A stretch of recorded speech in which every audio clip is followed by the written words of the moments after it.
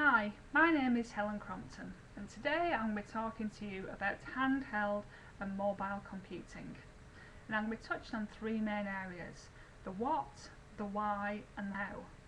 Now first of all I'm going to go with the what. What is handheld and mobile computing? Well, it's things such as cell phones, PDAs, the iPod Touch, and larger things such as laptops in very many forms, and the iPad.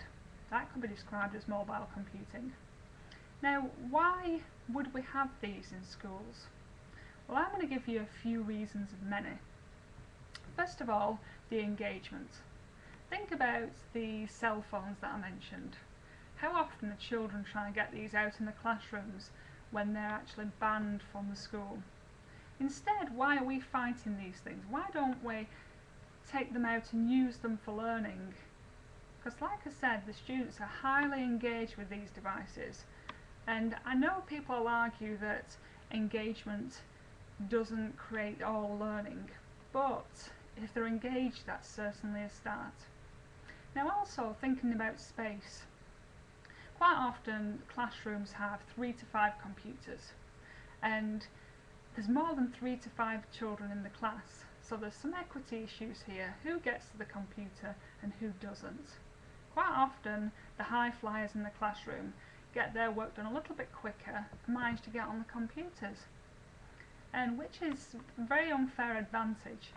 With things such as the iPod Touch, if the students need internet access some way, all students in the class could perhaps have an iPod Touch. Many schools around America now are getting a one-to-one program with things such as the iPod Touch, so there isn't a fight here of who should have the access and who shouldn't. Now, I've talked about the internet access, but there's also access to other things, such as on the handheld computing there's many apps on things such as the iPod Touch, and this store is actually growing and growing. Many educators are seeing the need, and that niche is being filled by many apps available for mathematics and language arts. Now, also think about laptops. They're great for also using them for things like typing up reports that you wouldn't be able to do on the iPads. Well, you could do that on the iPads, but on the iPod Touch, sorry, the smaller devices, because I know students are very quick at touching with the thumbs and managing to type up things, but it doesn't replace the need for a real keyboard. Now, I've looked at the what and the why, but now how do we do it? How do we implement these in schools?